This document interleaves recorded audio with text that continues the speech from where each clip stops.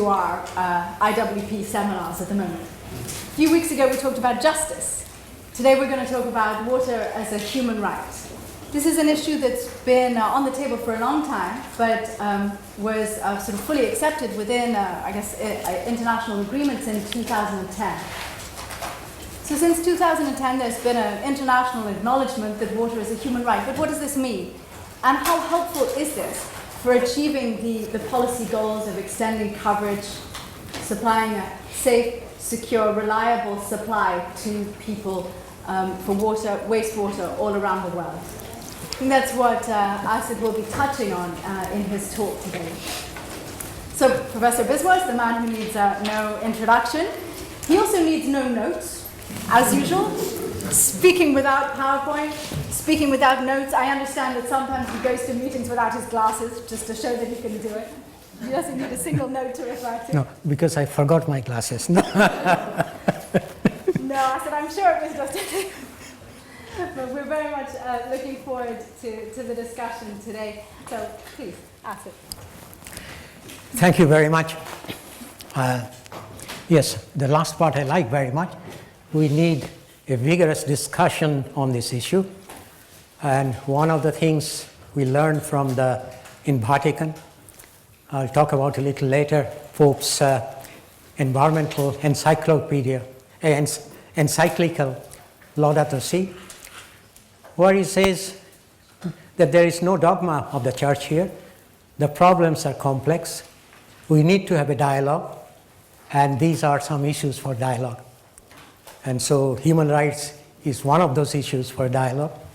I'll share with you some of the backgrounds, some of my concerns with the human right, water as a human right, and some of the global concerns, and what are the possibilities of its implementation in the near future. Now, if we look into the history, and just go back very quickly, between 1970 and 1990, or even 1995, the global discussions on water as a human right or water as a basic need, they have been basically interchangeable. If you look at the international fora, starting from early 1970 UN meetings, basically UN used in the same text water as a basic human need, later on said water as a human right. So that continued, that confusion continued till at least till 1990, if not till 2000. The problem is in some sense very similar. What is a basic need and what is a human right? Basic need is something, those of you who may not know, the concept of basic needs started with ILO. In the early 1970s, ILO did some monumental work in terms of what are the basic needs. And it was interesting how the whole process was killed. There are several discussions and meetings, and all the basic needs were put on the table, like food, water, shelter, etc. And the Chinese delegate in the final meeting said, look, you can talk all about all this, but the basic human need for Chinese is a decent funeral. And that stopped discussions of basic human needs for considerable time. I think it basically died after that intervention, because people realized different cultures have different basic needs. Then, what is a human right? People have been talking about it. In November 2002, the general comment of the Committee on Social and Economic Affairs of the Convention on Economic, Social and Cultural Right, the general comment 15 said, water is a human right. Now, there's a distinction between a general comment and how we have defined human right. Throughout history, human rights, each individual human rights has been enshrined by a covenant, by an agreement by the governments that food is a basic human right. Health is a basic human right. I mean, there's very specific covenant agreement among the countries that these are human rights health is a human right. Not because UN General Assembly declared it, but the governments themselves agreed that health is a human right. But by 2000, it was very clear governments were getting a little fed up by expanding human rights. There's a group of people, the human rights people, all they want is to expand the number of human rights we humans have. And they don't care that much about their implementation, they just want to expand it. I remember a discussion in 2005 with James Wolfensohn, who was then the president of the World Bank. He told me bluntly that there are many governments, major governments within the World Bank, members of the World Bank. To them, the word human right meant just like a red flag to a bull. They don't want to hear about it. So it was very clear to the UN and the international organizations the possibility of getting any new covenant on any topic as a human right is going to be impossible. So basically what happened is in November, the general comment came out. In November 2002, a general comment came out saying, from this committee saying water is a human right. And the timing was very important because the committee wanted the World Water Forum, which was in March 2003, I think Sahana, you attended that meeting in Kyoto, was being held, and they wanted to influence the discussions in this World Water Forum. Unfortunately, the forum did not take up this issue. There was a minor discussion, but nothing very much happened. But the UN moved along, and in 2010, General Assembly passed a resolution saying water is a human right. Now, you read everywhere that General Assembly passed the resolution saying water is a human right. But we have to see what happened in the General Assembly. In General Assembly, 112 countries agreed that water is a human right. 41 countries decided to abstain. They said, they did not say water is not a human right, but they had other problems with it. They said they agree water is necessary for living, clean water is necessary for living, but they cannot agree to that water is a human right. For a variety of reasons. So nobody voted against it. That is clear. No country was against water as a human right. But 41 abstained. And among this abstained, your country, Bob, Australia, United States, Canada, Netherlands, Denmark, Turkey, many, many countries, 41 countries abstained. And all of them, at the end of the agreement that was passed, said why they did not vote for it. And some 29 countries were not even present. So 121 agreed to it, and the rest, 41 abstained, 29 were present. So it was not a unanimous endorsement of water as a human right. Now, those that did not endorse it, what were the problems? They basically said, look, we agree human beings need water for living, clean water for living. But if we sign on to this, if we say that we endorse this, we do not know what are our legal responsibilities. Canada, US, few others, UK, few others governments said, we as governments may be taken by the court if we cannot provide water and wastewater treatment to everybody in our country. So we are abstaining from it. Then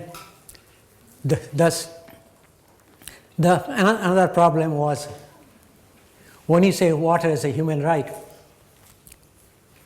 it does not say only drinking water.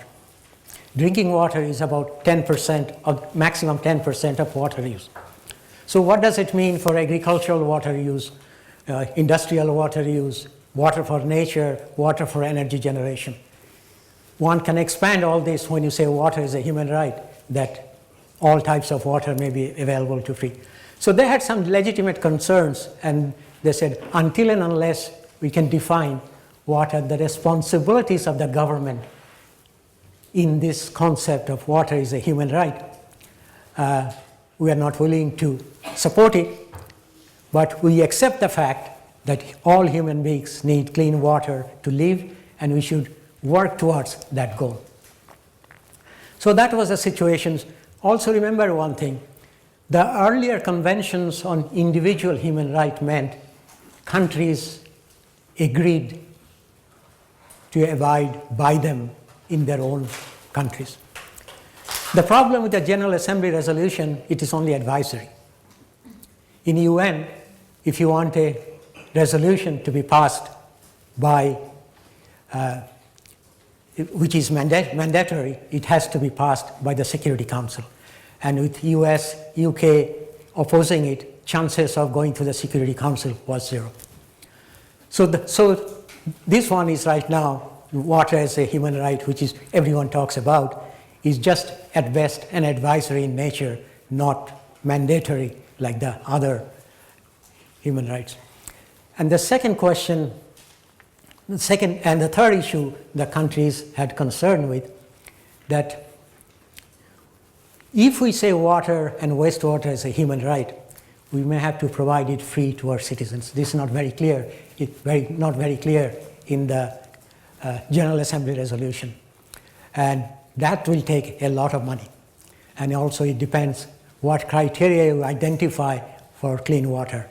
So basically they said it's an open-ended commitment which some of us are not willing to make. So that is the situation right now. Even in the legal profession and the human rights lawyer, there are two groups of thought. One group says General Assembly resolution is enough.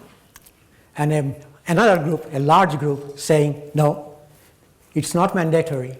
If you want water as a human right, each national government now must go, and within their context, they say India, China must have a national law saying water is a human right and we shall provide them. Without that, it does not hold much water. But forgetting the legal argument aside, let us look at what is the situation. I have serious problem with my international colleagues in UN, like WHO, UNICEF, the World Bank, ADB, all the sundries. I have serious problem. I remember at the World Water Forum in Marseille, when Ban Ki-moon sent a message, first line said, we have reached the water goal of MDG 5 years before target, 2010, okay? Then says then he went on to say, then only 685 million people do not have access to safe water. In the first line, he said, 685 million people do not have access to improved sources of water. Remember this distinction. The first line says improved sources of water. The next few lines talks about safe and clean water, giving the impression that improved sources of water is clean and safe water, which is absolute rubbish. Right now, we have done a very back of the envelope estimate, and we think between 3.5 to 4 billion people in the world do not have access to clean water. Take South Asia, 1.7 billion people. Only one city, and not the entire city, but significant part of the city in South Asia has access to clean water, and that is Jamshedpur. No other city has that type of thing. Now there's 1.7 billion people do not have access to clean water. When you talk about the sanitation, just like in 1977 WHO fuzzed and created a new terminology, improved sources of water. Sanitation now is equally fast. We say, if you look at the latest WHO UNICEF statistics, it says 2.4 billion people do not have access to sanitation. It depends what you mean by access to sanitation. If you mean 2.4 billion people do not have toilets, perhaps that is right, or approximately that is right. I have no problem with that. But when you say sanitation, when in 1976, I was the advisor to the UN Secretary General on water conference, we pushed for including water supply and sanitation as an international decade for water supply and sanitation, which would be from 1980s to 1990s. And during that period, our definition was very simple. When we say clean water, we meant water that is safe to drink without any perceived health hazards. When you said sanitation, we meant wastewater that would be collected from your home, taken to a treatment plant, treated, and discharged to the environment in a reasonably good quality. Now what has happened? That has been, those simple definitions have been completely erased, was completely erased. Sanitation is what you mean by it, especially the government. Improved sources of water, what is meant by individual government. And what I'm mad at is the academic profession as a whole, because none of them, very few people, are questioning these definitions. Of course, there's a cost. If you question that, you become persona non grata to WHO. You become persona non grata to UN, and you become persona non grata to UNICEF. So we call ourselves academic, but are not willing to step up and count it. So one of the things I would like to tell you here, please, for heaven's sake, look at these large numbers given by the world, the international organizations. They don't, most of them don't make any sense. You might as well plug a number from wherever it is and see what happens. So we have a major problem to do, because 684 million people not having access to so-called improved source of water is not so bad. But when you go that between 3.5 billion to 4 billion people do not have access to safe water to drink, that's a completely different magnitude, 5 times the amount. If we talk about 2.4 billion people do not have access to sanitation, if I change that to real issue, that is wastewater collection and treatment, our estimate shows only 13% of people in the developing world has access to wastewater collection and treatment. It's a huge problem. And how are you going to do that? That's another issue. How are you going to solve that? So even the magnitude of the problem is not being recognized when you talk about the water and sanitation as a human right. So with this background, we saw a encyclical that came out from Pope Francis. If you have not seen this encyclical, I suggest you read it. It's probably one of the best balanced document you'll ever see. It came out in 2015, and the title is Laudato Si, which is taken from St. Francis, which is the name Pope Francis accepted. In the 13th century text, where he says, praise to the Lord for the creation. So basically, a text from a poem St. Francis wrote, Laudato Si. And then there are two hyphens, a hyphen, and then says, taking care of our common home. It's a remarkable document for its simplicity and its undogmatic approach to these complex issues. Many times the Pope confirms that problems are complex. We don't have agreement, consensus among the scientists on many of the issues. That does not include climate change, because he says very clearly on the consensus of climate change is clear, all science is very clear, we have to do something about climate change. But many of the environmental issues, social issues, he says we need a dialogue between people, dialogue between countries, so that we can over time reach a consensus. So that is one of the major contribution of Laudato Si. In the water area, only one small phrase I have difficulty with Laudato Si, and that is where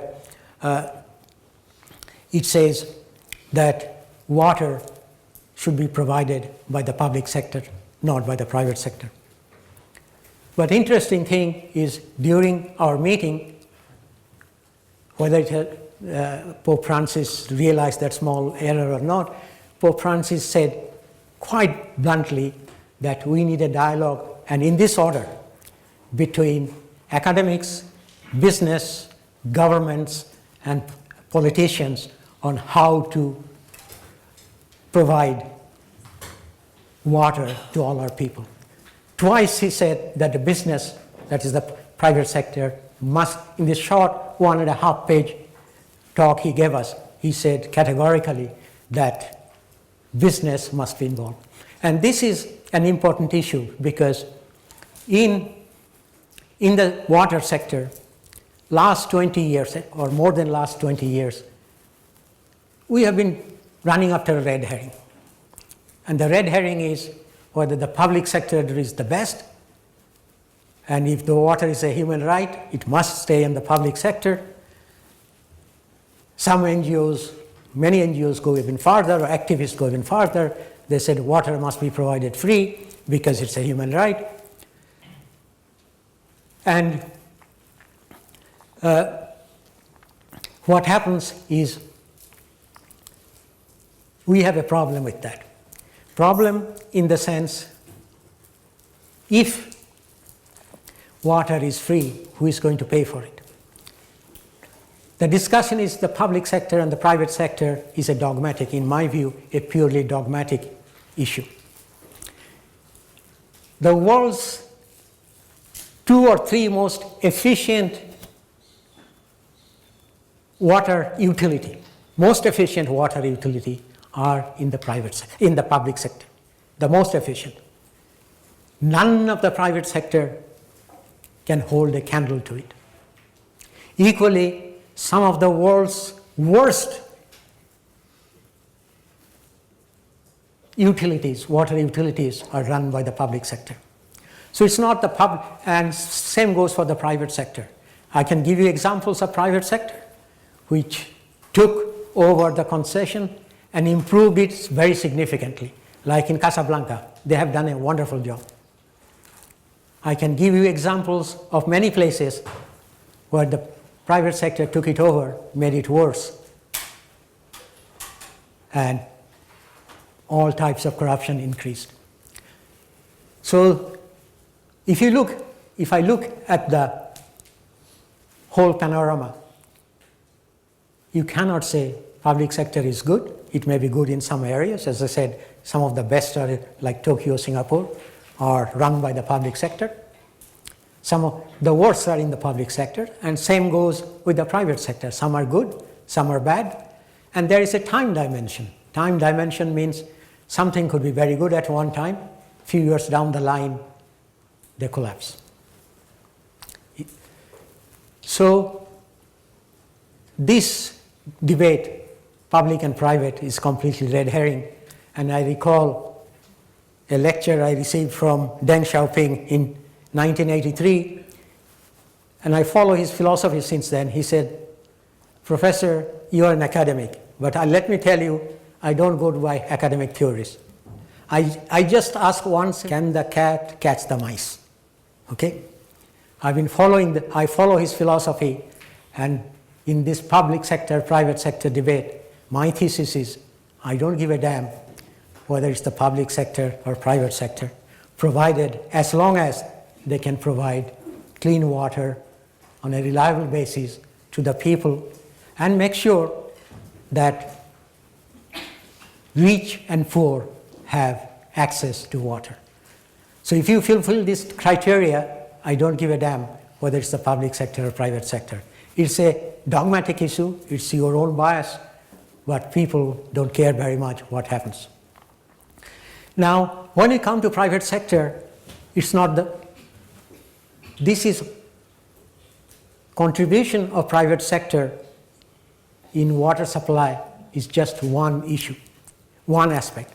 We talk about companies that are providing water provisioning, that are running utilities. I want to share with you, there's a sea change what's happening in the private sector now. Sea change in the sense that companies have now realized that for their own survival, and if they want to survive and thrive, they have no choice but to look after water as a major existential issue. And it goes for all types of companies. And let me give you a few examples from companies whose CEOs I now advise. Nestle. This is Nestle's 150 years of existence. During its 140th existence 10 years ago, the then CEO, Peter Brabeck, set up an internal committee and asked this committee a very simple question. If Nestle has to survive and thrive for the next 140 years, what is the most important thing it must do? And this internal task force, after a great deal of discussion, came to the conclusion that Nestle must look after water.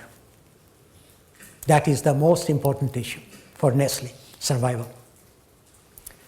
So Peter Brabeck, the last 10 years, has completely changed the mindset and the institutionalized how water is handled within Nestle.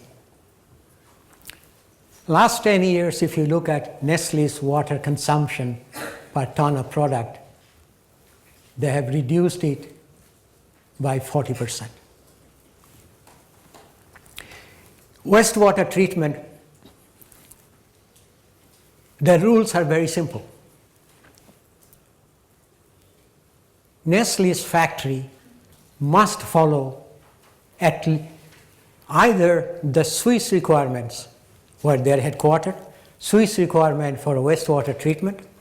If they are in any country which does have wastewater treatment requirements and they are not as stringent as Switzerland, then you don't follow the national requirements, you follow Swiss requirements. If they don't have one, you follow Swiss requirements. So Swiss requirement, all the Nestle's factories in 180 countries are the same. For wastewater treatment, you treat the wastewater, you reuse it. They have now gone even farther. Farther in the sense, at least 3 of their factories, one in India, one in Mexico, one in California, now what Nestle calls zero water, but really it's a water positive. These are water positive factories. How have they done that? Very simple. Nestle produces a lot of condensed milk, a lot of powdered milk, a lot of baby milk. So they used to take milk, evaporate it, and then get the end product. Now, once they realized that water is an important issue, these 3, and they're going to roll out all over the world, these 3 factories now, instead of evaporating, they catch all the evaporated water. Milk is basically 99 or 98% water. So they catch all the water, then they use it and reuse it, as a result of which their factories have become water positive. Same goes with Unilever. Unilever has done remarkable things with the water. The head of Unilever, Australia and Asia, will be coming here, I think, when is it coming? 5th of April to give a talk. You'll see we're starting a new series of lectures in the school business and public policy. And Pierluigi Sigismondi is a brilliant guy. He's going to come give the first talk, and he'll talk about how they have changed, Unilever has changed over the years. If you look at Coca-Cola, a major user of water. In 2010, Coke was hit hard by many places. In India, there are 2 places they were kicked out because they thought they were taking out too much water. For their own survival, they came out with a very simple thesis, that all the water they're extracting, they must replace it. May not be the same place, but they will replace that water somewhere else by rainwater harvesting, check dams, whatever it is. And they will replace all over the world by 2020 all the water they're extracting from the environment somewhere else. Not exactly in the factory, but somewhere else. I can tell you now, by 2016, the Indian branch of Coca-Cola managed that already. They have managed that already in 6 years because they have a determination to do that. In 2010, it took 2.2 bottles of water to make 1 bottle of Coke. 2.2 bottles. Now, the latest factory in Gujarat uses 1.3 liters of water to make 1 bottle of Coke. So they are increasing, the industry is taking water, both quantity and quality, very, very seriously. So there's a lot of things that are happening in the world in the private sector. In addition to that, what Nestle, Coca-Cola, Unilever, Procter & Gamble, these are, in my view, at the top. You have some enlightened people. What they have done is for thousands and thousands of schools, they're making sure students have access to clean water. Students and staff have access to clean water, and they are properly maintained, paid for, managed by these companies. They have constructed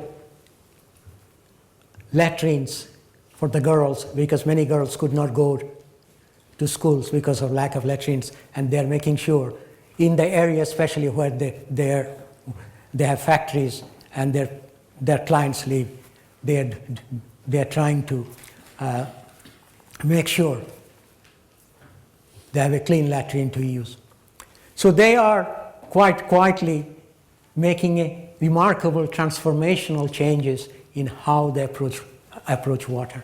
And we'll see that more and more as other companies are going into it. The same goes not only in the major multinationals.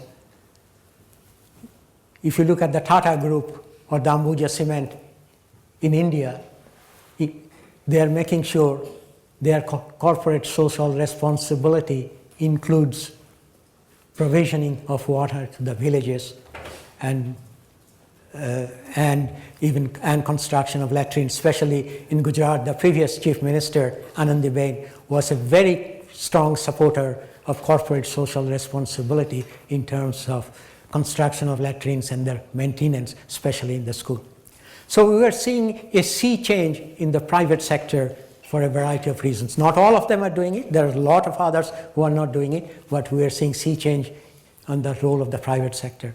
So what I'm saying now is, in the future, the private sector will be an important player in the area of water management, which is basically ignored at present. We very rarely talk about the private sector except in the context of utility being run by a private sector.